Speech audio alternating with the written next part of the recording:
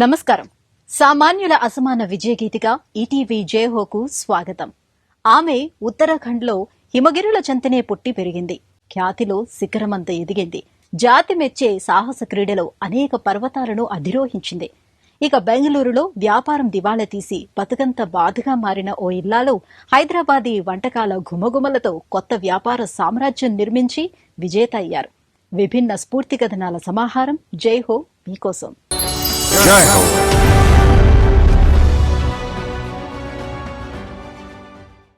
చిన్న వయసులో పెద్ద ఘనత సాధించిన హిమాలయ పుత్రిక, మంచుకొండల అధిరోహణలో మహాస్వప్నిక, కంచనజుంగ నుంచి ఎవరెస్ట్ దాకా 25 శిఖరాలు అధిరోహించిన సాహస నారి, హిమగిరులలో విజయ భేరి, శిఖరమంతా ఖ్యాతి సాధించిన జాతిరత్నం, ఉత్తరాఖండ్ జయకేతనం శీతల్ రాజ్.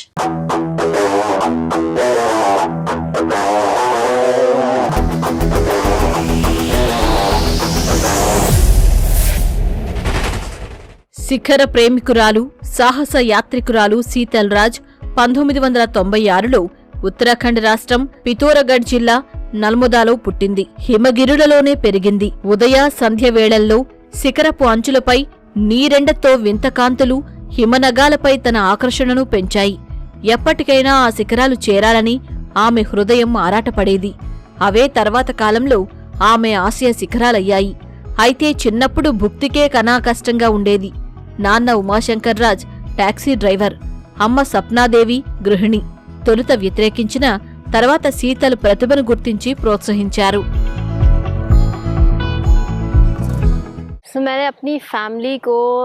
నా ఆశయాలకు అండగా నిలవాలని మా వాళ్లను ఒప్పించేసరికి దేవుడే దిగివచ్చాడు. మా కుటుంబాల్లో స్త్రీలు సంప్రదాయాలను ధిక్కరిస్తే ఊరి వాళ్ళు నేరం చేసినట్లు చూసేవారు. నేను పొద్దున్నే నిద్రలేచి జాగింగ్ కు వెళ్లినా, ఎన్సీసీ శిబిరాలకెళ్లి ఆలస్యంగా వచ్చినా కొన్ని కళ్ళు చూపులతోనే ప్రశ్నించేవి. వారి గుసగుసలు నా చెవిన పడ్డాయి. అయితే నా శిఖర యాత్రల కబుర్లు పత్రికల్లో వస్తుంటే ఆ గుసగుసలు సద్దుమణిగాయి. అమ్మా నాన్న మొదట సంశయించినా తర్వాత నాకు మద్దతుదారులుగా మారారు. ఎదిగే వయసులో శీతల్ అమ్మకు మంచి స్నేహితురాలైంది. ఆమె వంట చెరుకు కోసం చిట్టడవికి వెళుతూ ఉంటే తనూ వెంట నడిచి వెళ్లేది. తమలా కొందరు కట్టెమోపులతో కాకుండా భుజాన బరువులతో వెళుతుంటే ఆసక్తి పెరిగింది.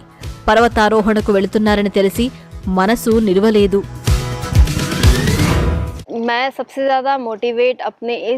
నెరవేరని మా అమ్మ ఆశయాలే నాకు ప్రేరణ. వాటిని నిరంతరం కొనసాగించాలని తను నన్నెంతో ప్రోత్సహించింది. ఉన్న దాంట్లోనే అర్థవంతంగా జీవించడం నేర్పింది. అన్నట్లు పర్వతాలే నాకు నిజ నివాసాలు. అవి నన్ను తమ కన్నబిడ్డలా కాపాడాయి, గాయాల నుంచి రక్షించాయి. నాకు పర్వతాలే ప్రియనేస్తాలు. వాటితోనే సహవాసం. అందరితో ఎలా మెలగాలో నాకు పాఠాలు నేర్పాయి. నా ఈ శిఖర పయనంతో మరెందరో మహిళల సాధనకు ప్రేరణగా నిలవడం నా లక్ష్యాన్ని మరింత దృఢంగా మార్చింది. శీతలకు ప్రకృతి, పర్వతారోహణ ఈ రెండే ఇష్టం. కాని ఆశయ శిఖరాలు ఎక్కాలన్న ఆశలపై తొలుత నీళ్లు చల్లారు. అలా వెళ్లావంటే పెళ్లి చేస్తాం చూడు అని కుటుంబ పెద్దలు హెచ్చరించారు. అయితే ఈ ఆంక్షలు ఆమె ఆకాంక్షలను అడ్డుకోలేకపోయాయి.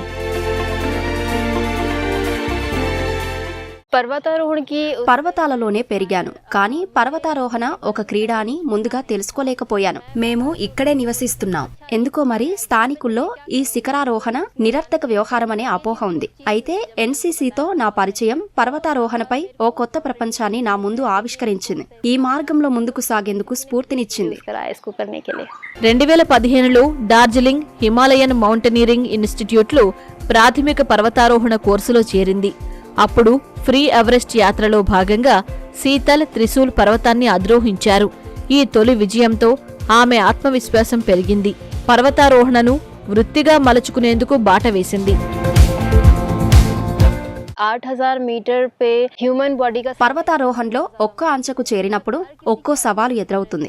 8000 మీటర్ల ఎత్తైన శిఖరాలపై వాతావరణం మన మనుగడకే పరీక్షగా ఉంటుంది. అలాంటి భయంకర అనుభవం కంచనజుంగ శిఖరం మీద నాకు ఎదురైంది. ఇది అనుభవం ఆధారంగా చేసిన అధిరోహణ. అంతేకాని ముందస్తు అధ్యయనంతో సిద్ధమైంది కాదు. పర్వతారోహణ ఎంత కష్టమో కిందికి దిగిరావడం కూడా అంతే కష్టంగా మారింది. అయితే పొద్దున్నే శిఖరం చేరుకుని సూర్యుని తొలి కిరణాల కాంతిలో తడిచిపోవడం అద్భుతం.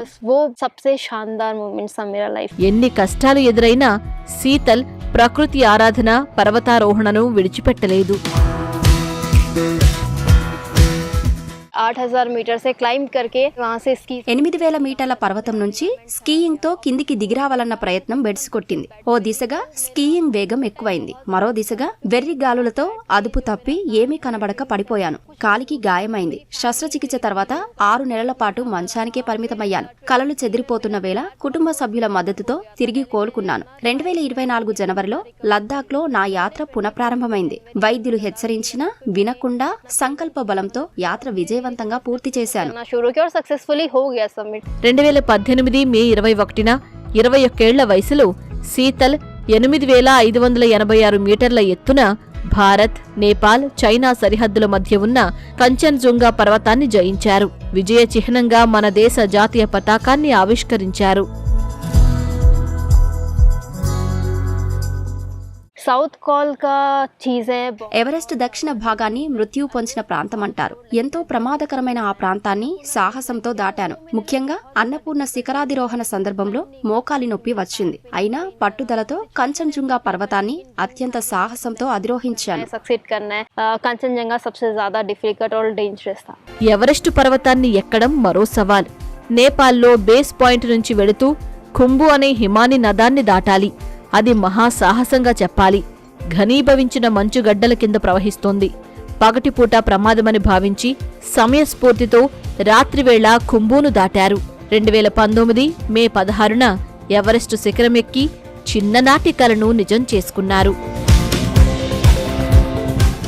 खुम्बू आइसफॉल में रात కుంభు హిమనీ నదం పెద్ద సవాల్. హిమపాతాల ప్రమాదం లేకుండా రాత్రివేళ ఆ నదీ నదాన్ని దాటాను. అంతేకాదు నాకు నేపాలీ భాష వచ్చినందువల్ల కలిసి వచ్చింది. ఏదేమైనా ఎవరెస్ట్ శిఖర అధిరోహణం నాకు ఓ మధుర స్మృతిగా మిగిలింది. एक्सपीडिशन करके 2024లో శీతల్ పేరు మరో పర్యాయం మారుమోగింది. అక్టోబర్ 8వ తేదీన ఆమె 8188 మీటర్ల ఎత్తైన శిఖరం మౌంట్ చో ఓయు శిఖరాన్ని ఎక్కిన మొదటి భారతీయ మహిళగా ఖ్యాతి పొందారు. अभी तक मैंने all over the world 23 mountains को నేను ఇప్పటి వరకు విశ్వవ్యాప్తంగా 23 పర్వతాలను ఎక్కాను. 2018లో నా తొలి 8000 మీటర్ల పర్వతం కంచన్జుంగా చేరాను. ఇలా చూస్తే సక్సెస్ రేట్ 25%. నా చిరకాల స్వప్నం ఎవరెస్ట్ శిఖరాధిరోహణ. అది 2019 మే నెలలో నిజమైంది. ఓ కలలా అనిపించింది. 2021లో మహిళా బృందానికి నాయకత్వం వహించాను. ఇక 2023లో మౌంట్ చోయును అధిరోహించిన తొలి భారతీయ మహిళగా నాకు ఖ్యాతి దక్కింది. అది 8201 మీటర్ల ఎత్తున ఉంది. ప్రపంచంలో ఎత్తైన శిఖరాల్లో ఆరోది. कंडक्ट कराया था. 2023 माउंटेन्स को सक्सेसफुली क्लाइंब किया है. ఇప్పుడే తన విజయ యాత్ర పూర్తి కాలేదు. ప్రపంచంలో 8000 మీటర్ల ఎత్తైన 14 మహాపర్వతాలను అధిరోహించటం జీవిత లక్ష్యం. ఆసియా శిఖరాలపై విశ్వాసమే శీతల్ను ముందుకు నడిపిస్తోంది. 2021 में 2021లో నేను నాటి రాష్ట్రపతి రామ్నాథ్ కోవింద్ చేతుల మీదుగా Tenzing Norgay national adventure award అందుకున్నాను. ఆ మధుర క్షణాలను మా అమ్మా నాన్నతో కలిసి రాష్ట్రపతి భవన్ లో పంచుకోవడం నాకు గర్వకారణంగా అనిపించింది. फील हुआ कि ये हाँ मैंने कुछ अचीव किया है. ఆయన మహ్మద్ బెంగళూరులో ఒకనాడు చక్రం తిప్పారు. బస్సులు నడిపి బాగా బతికారు. కానీ కోవిడ్ వేళ నష్టాలతో దివాళా తీశారు. కుటుంబం 4 రోడ్ల కూడలికి చేరింది. మరి ఆమె ఆసియా. నిన్నటిదాకా మహ్మద్ భార్యగానే తెలుసు. మరి నేడు కన్నడ సీమలో పెద్ద వ్యాపారవేత్త. హైదరాబాదులో పుట్టింటి వారసత్వ బహుమతితో తను గరిటె తిప్పి కుటుంబాన్ని గట్టెక్కించారు. బిర్యానీ రుచులతో వ్యాపార సామ్రాజ్యమే సృష్టించారు.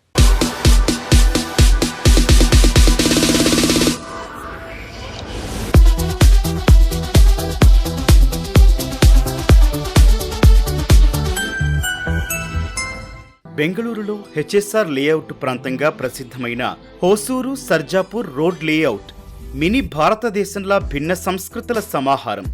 ఎలక్ట్రానిక్, ఐటీ హబ్బులకు దగ్గరగా ఉంటుంది. రెస్టారెంట్లు, హోటళ్లతో సందడిగా ఉంటుంది. ఇక్కడ చిన్న ఆహారశాల నూన్స్ బిర్యానీకి ఓ కథ ఉంది. మహ్మద్, ఆయన భార్య ఆసియా కలిసి స్థాపించిన రెస్టారెంట్ ఇది. సంక్షోభంలో అవకాశాన్ని సృష్టించుకుని హైదరాబాదీ వంటకాలకు చిరునామాగా మార్చారు మహ్మద్ దంపతులు. बिरयानी 15 साल पहले మా నూన్స్ బిర్యానీ కేంద్రాన్ని బెంగళూరులో 15 ఏళ్ల క్రితం నెలకొల్పాం. ఇంటి తరహా రుచులను అందించాలన్నదే మా ఉద్దేశం. ఆర్థిక ఇబ్బందులతో ఓ దశలో మా స్వస్థలం హైదరాబాద్ తిరిగి వెళ్లిపోవాలని ఓ నిర్ణయానికి వచ్చాం. అప్పుడు నా సతీమణి ఆసియా ప్రోత్సాహంతో హైదరాబాదీ వంటకాలతో బిర్యానీ ఆన్ వీల్స్ పేరుతో ఒక మొబైల్ వ్యాన్ ను ప్రారంభించాం. నాణ్యమైన మా వంటకాలు ఆదరణ పొందాయి. మా ఆహారాన్ని ఇష్టపడే కస్టమర్లు లభించారు. దాదాపు 18 ఏళ్ల క్రితం మహమ్మద్ బెంగళూరులో రవాణా రంగంలో ఒక వెలుగు వెలిగారు. కానీ కొంతకాలం తర్వాత అనుకోని అవాంతరాలతో వ్యాపారం దెబ్బతింది. బాగా బతికిన చోట దివాలా తీసినట్లు ఉండలేక స్వస్థలం హైదరాబాద్ వెళ్లిపోవాలని నిశ్చయానికొచ్చేశారు. కానీ మహమ్మద్ సతీమణి ఆసియాకు పట్టుదల ఎక్కువ. పుట్టింటనో మెట్టింటనో తను నేర్చిన హైదరాబాదీ బిర్యానీ తయారు చేస్తానని భర్తతో చెప్పారు. విక్రయ బాధ్యతలు మాత్రం మీరే చూసుకోవాలి అంటూ మహమ్మద్ను కోరారు. ఆయనకు ఆ ప్రతిపాదన నచ్చింది. సొంత ఇంట్లో వ్యాపార ప్రాతిపదికన వంటశాల ప్రారంభమైంది. 1999లో ఒట్టి చేతులతో బెంగళూరు వచ్చాను. కష్టపడి వ్యాపారం చేశాను.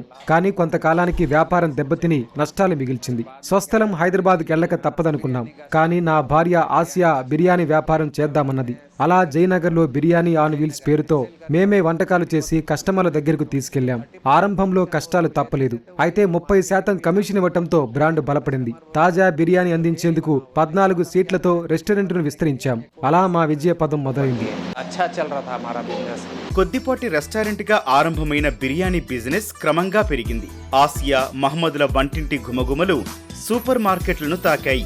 మాంసాహార మృదుత్వానికి బొప్పాయి, కుంకుమ పువ్వు కలిపిన నెయ్యి, నానబెట్టిన సహజమైన మసాలాలు ఉపయోగించారు. బాస్మతి బియ్యం, మసాలాలు, మాంసం కలిపి వండిన సంప్రదాయ దమ్ బిర్యానీ రుచి, శుచి ఆహార ప్రియులకు నచ్చాయి. 10 మంది మాటతో కస్టమర్లు పెరిగారు.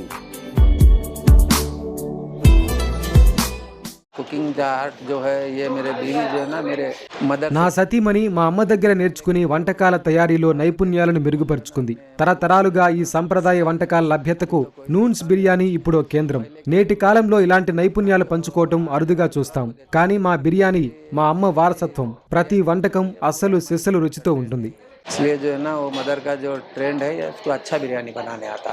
సరిగ్గా 8 ఏళ్ల క్రితం ఇక్కడి హెచ్ఎస్ఆర్ లేఅవుట్ 7వ సెక్టార్లో నూన్స్ బిర్యానీ ఆరంభమైంది. ఇక్కడ తయారైన హైదరాబాదీ బిర్యానీలు, కబాబ్స్, రసమలై మిఠాయిలు ఆహార ప్రేమికులకు నచ్చేశాయి. రోజు చికెన్ దమ్ బిర్యానీ, వారాంతంలో మటన్ బిర్యానీ వడ్డిస్తారని అందరికీ తెలిసిపోయింది. నోరూరించే వంటకాలు సహ వ్యవస్థాపకురాలు ఆసియా నైపుణ్యాలను ప్రతిబింబిస్తాయి. अलग अलग बिरयानी बनाते आर्डर्स थे जैसा हार्ट पेशेंट కస్టమర్ల ఇష్టాలకు అనుగుణంగా ఇక్కడ గుండె సమస్యలున్న వారికి ఆలివ్ ఆయిల్, తక్కువ మసాలాలతో వండే బిర్యానీలు తయారు చేస్తున్నాం. గ్రిల్డ్ చికెన్ గా తెలిసిన ఆల్ఫా హామ్, హరియాలి వంటకాలున్నాయి.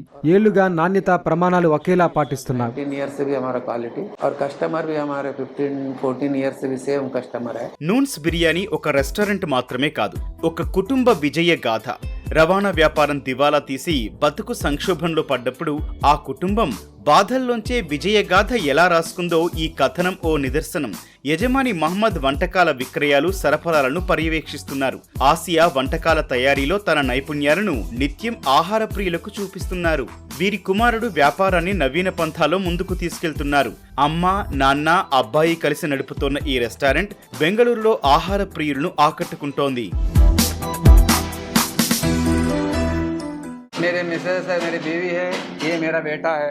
నా సతీమణి, కుమారుడు ఈ నూన్స్ బిర్యానీ రెస్టారెంట్ విజయానికి మూల స్తంభాలు. కుటుంబాలు ఆహ్లాదంగా రుచులు ఆస్వాదించేందుకు విస్తరించే ఆలోచన ఉంది. మినీ ఫంక్షన్ హాల్ ఏర్పాటు చేసే ప్రణాళికలున్నాయి. మా మూలాలు కాపాడుకుంటూ అభివృద్ధి చెందాలన్న ఆకాంక్ష మాది. సంక్షోభాలు ఎదురైన మహమ్మద్ కుటుంబం వ్యాపారంలో పరీక్షలకు నిలిచింది, గెలిచింది. నూన్స్ బిర్యానీ విజయం ఫీనిక్స్ కథను తలపిస్తోంది. నిజంగా నిబద్ధంగా పనిచేస్తే విజయం తథ్యమని నిరూపిస్తోంది. ఈ వంటకాలను ఆకలి తీర్చే భోజనంలో భాగంగానే చూడకూడదు, వారసత్వ రుచులను ఆస్వాదించేందుకు ఆహ్వానిస్తోంది ఈ వంటశాల.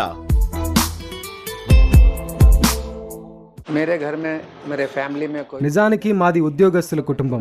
నేను మాత్రం వ్యాపారవేత్తగా నన్ను నేను తీర్చిదిద్దుకున్నాను. మా వాళ్లలో నేనే మొట్టమొదటి వ్యాపారవేత్తను. ముందుగా రవాణా రంగంలో బిజినెస్ చేశాను. బీకాం చదివాను. కష్టపడి పట్టుదలతో వ్యాపారం నేర్చాను. మా ప్రయాణం ఒక వాస్తవాన్ని కళ్ళ ముందుంచుతోంది. విజయం కోసం కష్టపడాలి. అంకిత భావం తోడైతే ఎవరైనా తమ కలలు పండించుకోవచ్చు. నూన్స్ బిర్యానీతో మేము అదే సాధించాం. स्ट्रगल करो, ऊपर वाला सब देता है, पहले देगा.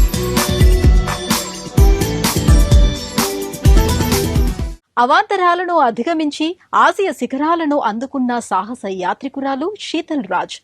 బతుకు పోరులో ఓటమిని చవిచూసి హైదరాబాదీ వంటకాల వ్యాపారముతో చిన్న సామ్రాజ్యమే సృష్టించుకున్న ఆసియా ఉభయులు సామాన్యులు, అసమాన విజేతలు. మరిన్ని కథనాలతో వచ్చే వారం జయహోలో మళ్లీ కలుద్దాం. నమస్కారం.